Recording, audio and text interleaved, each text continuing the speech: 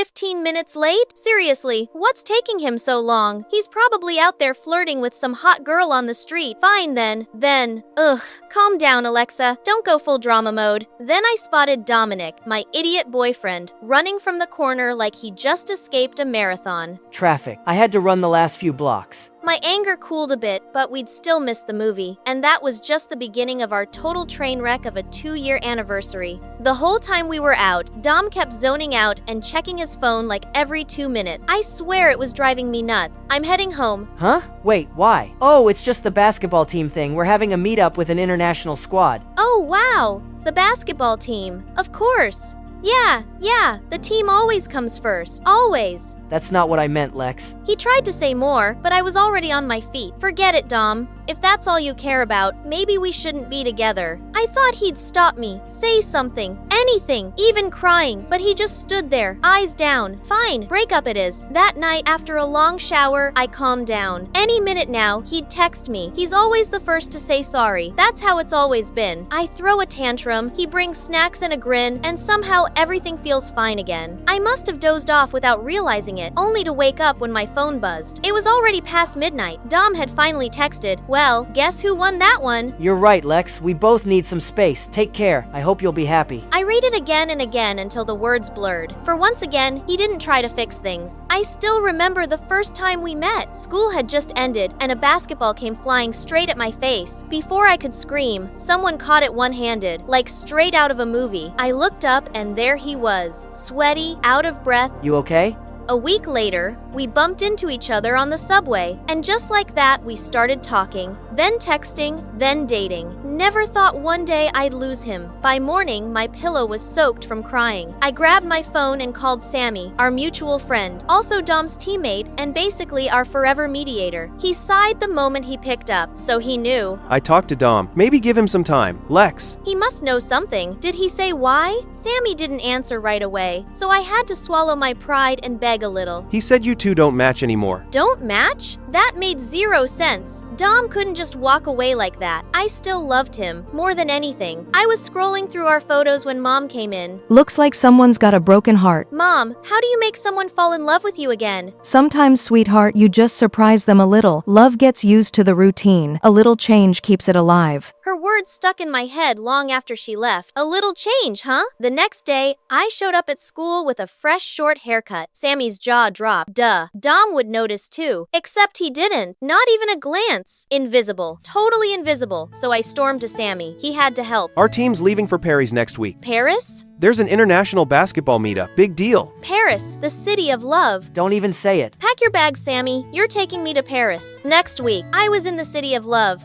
but not with my boyfriend. While Sammy studied the map, I was trying to act all mysterious in French until I realized my wallet was gone. Sammy, I think someone just pickpocketed me. Your what? My everything. Before I could even cry, someone waved my wallet in front of me. Give it back. Easy. You look so miserable. So I came back to tell you something useful. We both froze. The guy in your photo, your boyfriend, right? Bad news. Saw him at a cafe on Rue de la Vieille Temple with a really pretty girl. My stomach dropped. Dom had already moved on. Before Sammy could stop me, I was already running. By the time I got there, they were just leaving the cafe and laughing like some picture-perfect couple. That's her, Rena, captain of the visiting basketball team. She's kind of a legend. Rena, of course. She had a cool name. We followed them to an empty lot where they started practicing together. I couldn't stop staring at Dom. He didn't look heartbroken at all. And that girl, she was all confidence and muscles and sunshine. Basically, the complete opposite of me. Even on the way back home, I couldn't let it go, so I signed up for basketball. Sammy almost fainted. Lex, this isn't a joke. There are other ways, you know. But I just smiled like I had a plan. Day one of practice was a nightmare. I tripped over the ball and somehow managed to knock out a teammate with my throw. Every time Dom and Rena practiced together, I'd jump right in like a total clown. Later, I saw Sammy talking with Dom for a long time before he came to find me. You're not yourself anymore, Lex. You're turning into this fake version of you just to win Dom back, and he doesn't need that. But I know he still loves me. Maybe he's just waiting for me to say sorry first. Oh yeah, that's it. And with that totally delusional confidence, I sprinted off to start my next brilliant plan. I stayed up almost all night baking a 2-year anniversary cake. A bit late, but it was going to be perfect. I'd say sorry, he'd forgive me, and boom, happy ending. When I saw him alone on the court the next day, I ran toward him, only to trip over my shoelaces and faceplant straight into the cake. When I looked up, the entire team was there. Dom was gone, of course. Only Sammy ran over and dragged me away. You're such an idiot, Lex. If you want to be loved, start by loving yourself first. And that's when it hit me. I wasn't winning him back. I was just embarrassing myself. After that disaster, I stopped trying to chase Dom. So I got a part-time job at a convenience store,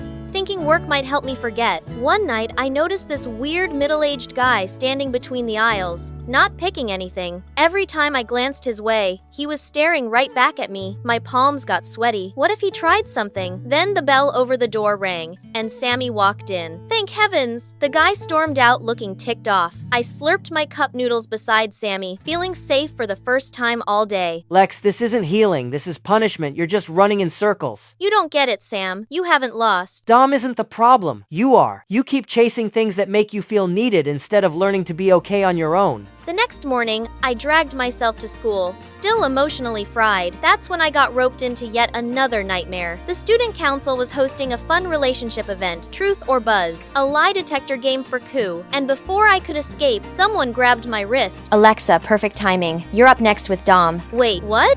Sorry, next for what? Oh, son of a biscuit. Either no one knew we'd broken up, or someone was seriously messing with me. Dom looked just as stunned when I sat across from him. We both rose, avoiding each other's eyes. Then the host announced that I'd be asking the questions. And my heart did that dumb thing again. Just a flicker of hope. All right, Dominic, guess this is our first real talk since the breakup. The crowd started whispering. I spotted Rena standing there watching. Have you ever lied about liking my favorite movie? The first question was always easy. Just like how Dom breezed through it without breaking a sweat. Have you ever loved me? Yes. True. Are you seeing anyone right now? No. Also true. I exhaled. For the first time in months, I actually felt confident again. Do you see? Still love me? No. 2 seconds later, the host glanced at the monitor and turned his thumb down. That's a lie. My heart pounded so loud it drowned out the crowd. Do you want us to get back together? The entire room froze. It felt like everyone was waiting for the season finale of our messy little show. No.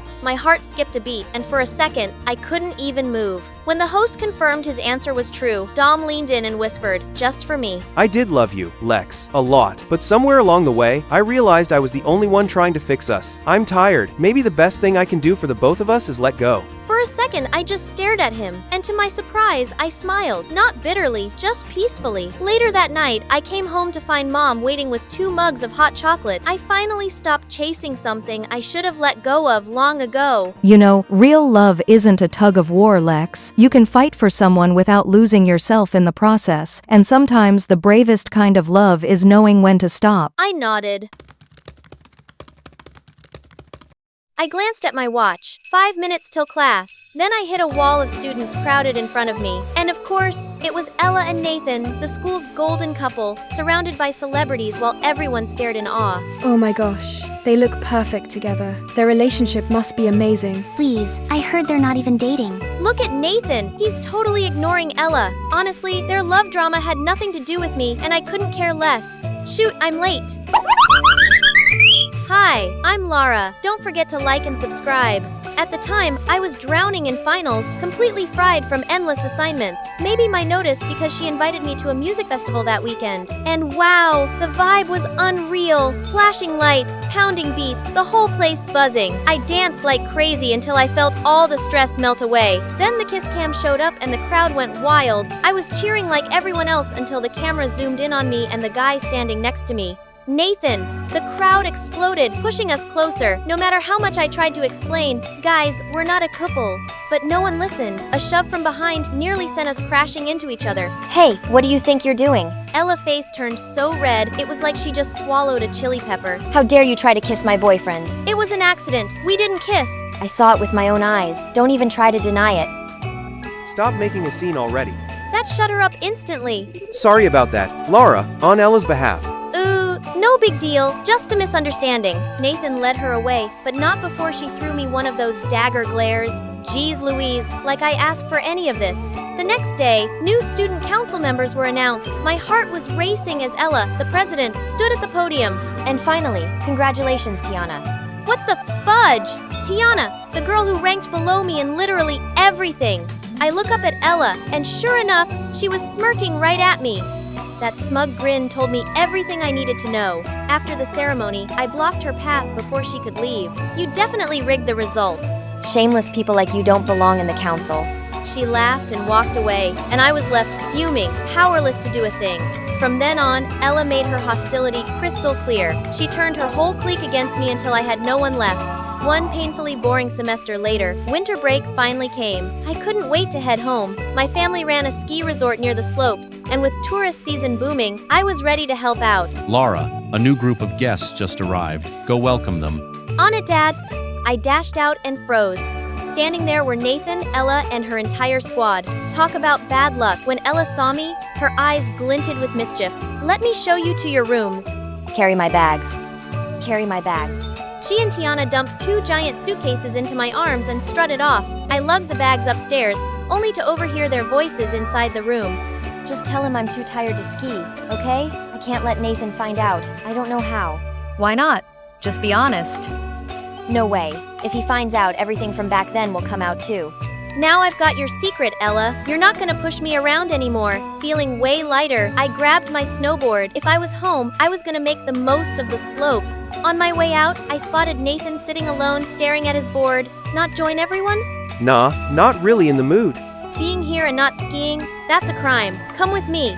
I used to love it, but after that accident, I just can't get past it. Hearing that, I felt a pang of sympathy. When I first started, I fell so much I almost quit, but my dad said not to worry. He'd always catch me when I fall, so don't be scared. If you fall, I'll catch you. He hesitated, but I grabbed his hand and pulled him along anyway. We hiked up the snow-covered slope, the mountain glittering around us. I sped down the slope, then glanced back at Nathan. Nathan, come on. Slide down here. Nathan hesitated for a long moment, then he finally lifted his foot, pushed off and slid down the slope. Snow burst up around him as his board carved through the powder. See? Not scary at all, right? It feels amazing. Just like it used to. Then let's keep going. The two of us skied side by side, laughing and racing until we were out of breath. When we finally trudged back to the lodge, we were still chatting non-stop. But the second we arrived, Ella was waiting at the door, her face stormy. Lara, stay away from my boyfriend. Stop with the jealous drama already. He walked past her, leaving Ella fuming as she turned on me. If I ever catch you near Nathan again, don't blame me for what happens. That was it. I had to shut her up. Careful, or I might tell Nathan your little secret. She froze, her expression twitching, eyes wide with panic. What do you mean? Oh, you know, a big secret about you.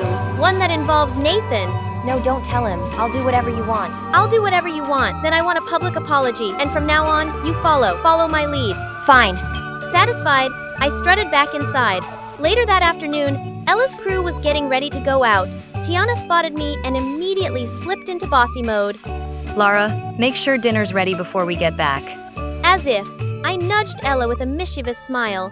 Ella, you don't mind cooking dinner for everyone, do you? She looked like she wanted to explode, but didn't dare say no. Sure, no problem. Ella, why are you listening to her? Oh, it's nothing. Friends should help each other, right? She sulked off toward the kitchen. I called after her with a grin.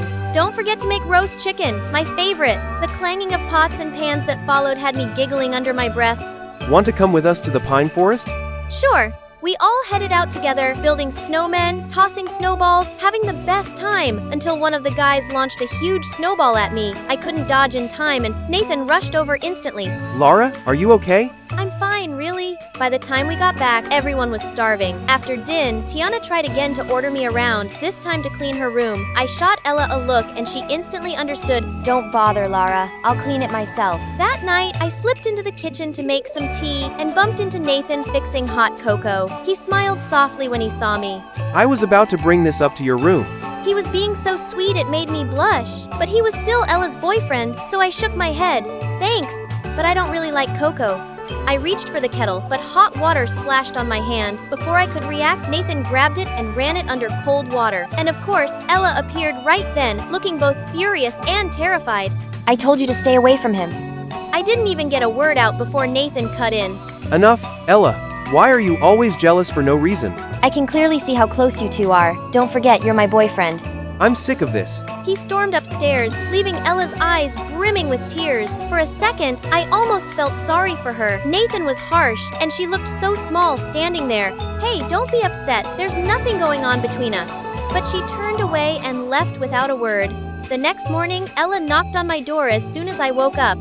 Lara, are you free? Come walk with me. I'm still upset about last night. I just need someone to talk to. I was surprised, but I didn't want to turn her down when she seemed so vulnerable. We took the cable car up to the mountain peak. Ella suggested a walk, but after a while, she was gone. Where could she be? I called out. Searched everywhere, but she had completely vanished. With no sign of her, I finally decided to head back. Knowing the area since I was a kid, I made it home quickly, but Ella still wasn't there. What if she got lost? I'll go look for her. I'll come with you. After a long search, we found her collapsed by the trail. Nathan immediately picked her up. This way's faster. You know a shortcut? My dad showed me once when we rescued a guy who had an accident on this mountain a year ago. What? What is it? Oh, nothing. When we finally made it back to the lodge, Ella stirred awake. I sighed in relief until I noticed Nathan's expression had gone ice cold. Nathan, why are you looking at me like that? Ella, the accident last year on this mountain, was it really you who saved me? Her face went pale. She turned toward me, panicked. You promised to keep my secret. Huh? I had no idea about that. The only secret I knew was that you couldn't ski. Tell me the truth. Yes, I lied. When I got there, the person who saved you had already left. I'm sorry. I only did it because I liked you so much. I can't believe you. We're done. He stormed off, leaving Ella frozen. After a moment of hesitation, I decided to go after him. Nathan was sitting in his room, staring blankly ahead. I sat beside him. He looked at me with conflicted eyes, then slowly pulled out a scarf. Is it yours? That's the scarf I gave the person I rescued that day. So it was you who saved me. He let out a heavy breath, like a weight had finally lifted. The truth is, I never had feelings for Ella. I agreed to date her because I thought she saved me. She kept reminding me I owed her, and I couldn't live honestly with how I really felt.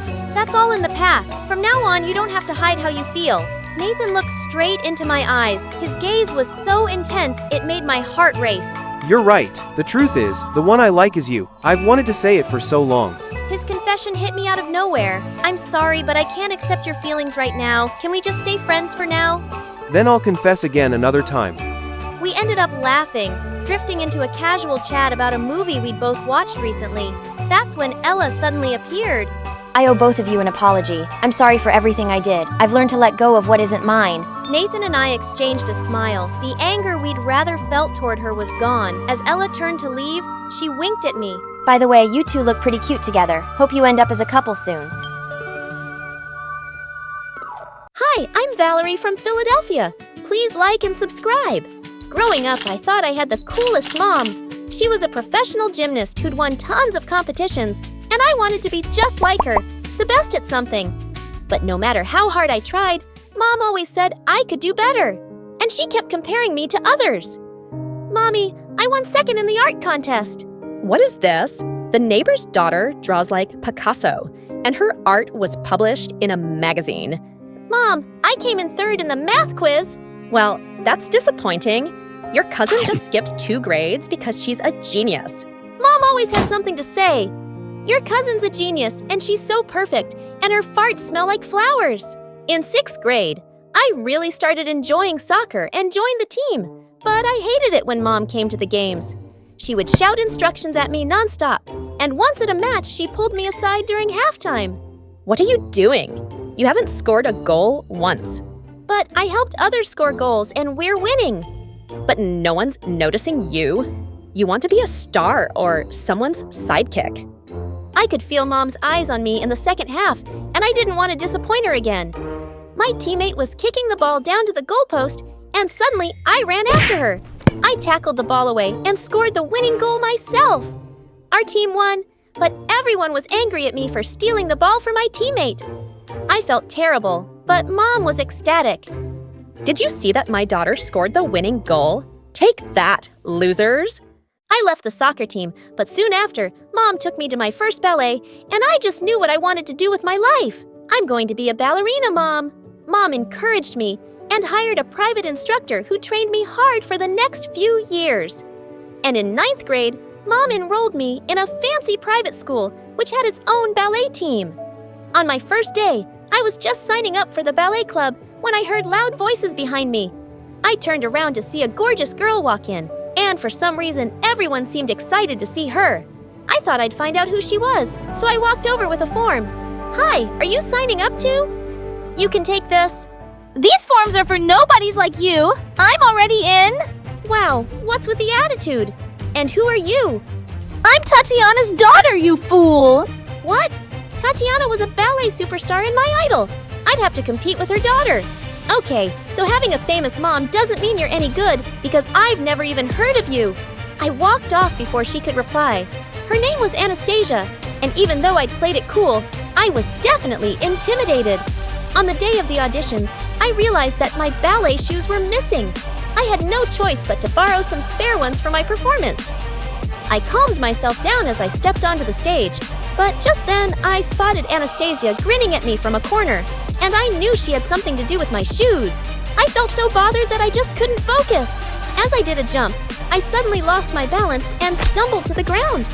I ran off the stage, my face blazing, and Mom was even angrier. Tatiana's daughter did this.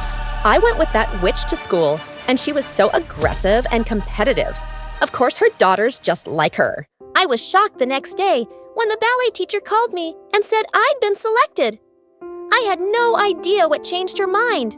Later, as I was putting stuff in my locker, Anastasia came and slammed it shut in my face. "Wow, you're such a cheater. You're only on the team because you're rich. Mommy bribed the principal." "Yeah, I saw her here today. What was she talking about?" "You're one to talk. I know you hid my shoes, and you keep using your famous mommy's name any chance you get. Well, now we're both here. May the best ballerina win." But I couldn't help wondering if Mom really had done something to get me on the team, so I asked her. The principal and I are old friends. She owed me a favor. "Mom, that's cheating. I messed up." You listen to me, Valerie. I will not have your chances ruined because of one mistake. Sometimes, to get ahead, you have to play a little dirty. Do you want to be on the team or not?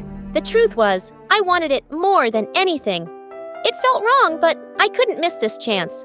And by 11th grade, I'd worked so hard that I was the best in my class. Anastasia was really good, but I was better.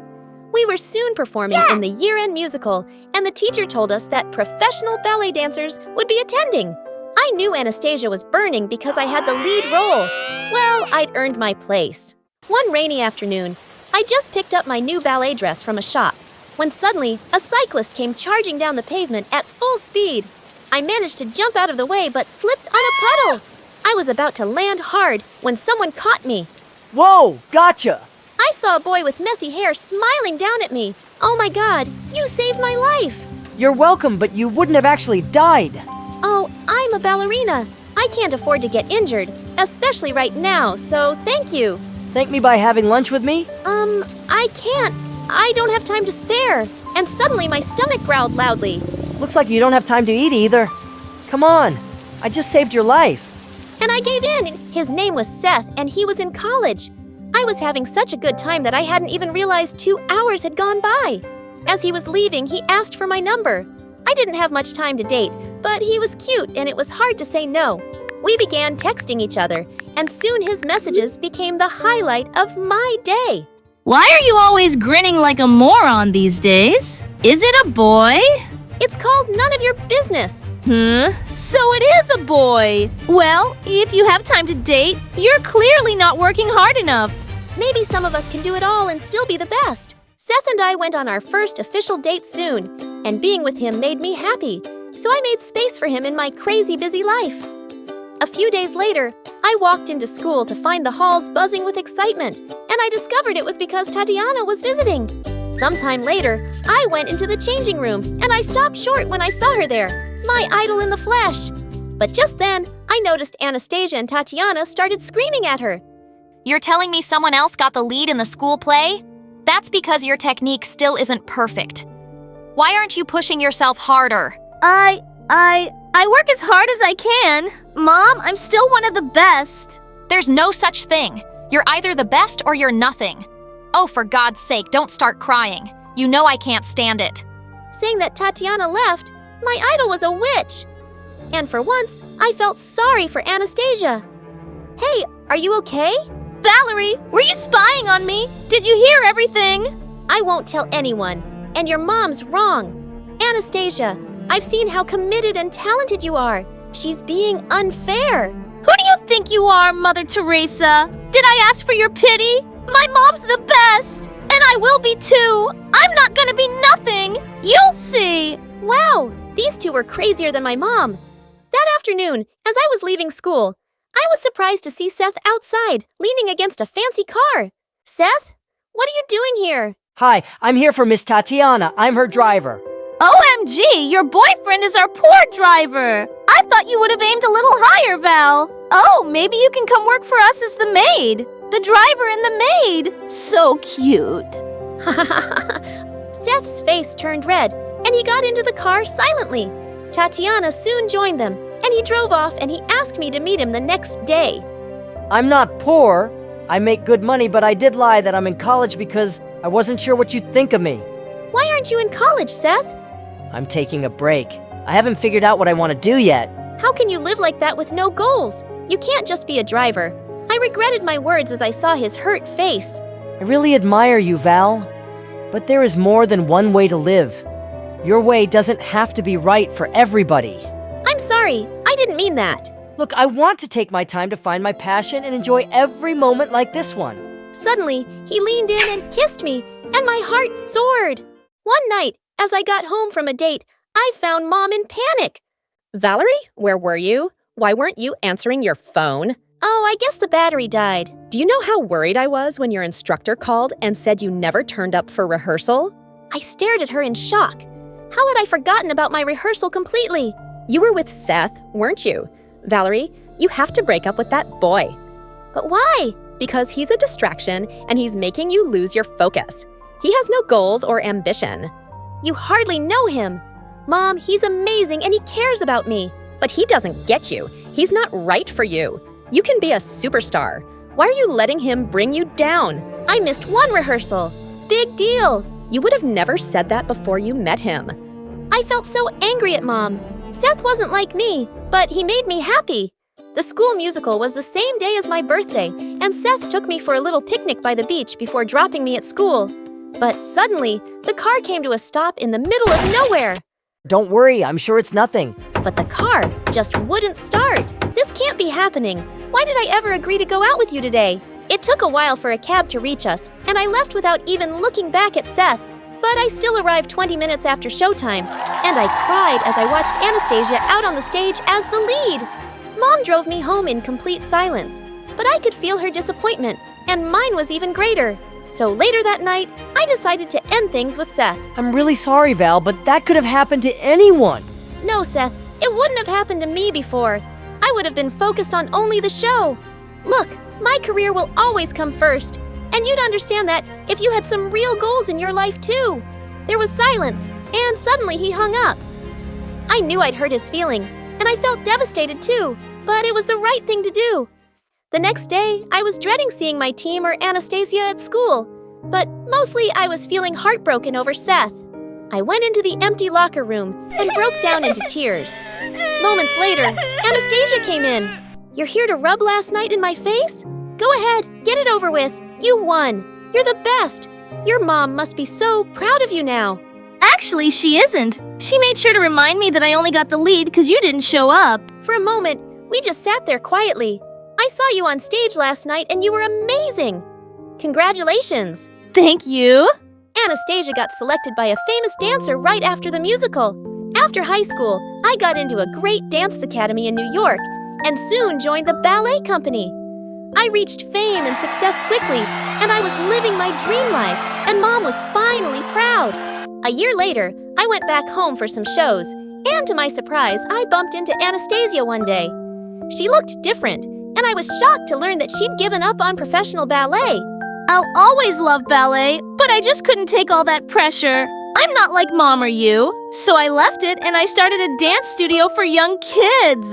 She looked so much happier now, and I was happy for her. One night, as I was performing, I suddenly spotted a face in the front row that made my heart skip a beat. Seth! After the show, he was waiting outside my dressing room. I'm a journalist now, and I was in town to cover a story. I had to come see your show. You were magical, Val, and I'm so proud of you. That means a lot. Thanks. Got time for coffee with an old friend? I was so happy to see him that I said yes. We kept seeing each other for the next few weeks, and I realized I'd really missed having him in my life. But a few days later, I found out I was being sponsored to go on a world tour by my company. I would be an international star. I met Anastasia and told her the amazing news, but she sensed something was bothering me, and I told her everything about Seth. You should totally date him. But I'm about to leave for a world tour. I won't have time for him, and I can't have any distractions. That's your mom talking, Val. Listen, you can have all the fame and money in the world, but what's the point if you have no one to share it with? Being successful doesn't mean you have to be alone. Anastasia was right, and the next day I met Seth and told him everything. This time, I don't want to choose. I don't want to give up one dream for another, but I'm moving soon for my world tour. And Val, I wouldn't dream of holding you back. I travel for work all the time, and I can move to Europe while you're there. We can make this work. I let you walk away from me before, and I don't want to do that again. I love you, Valerie. I love you too, Seth.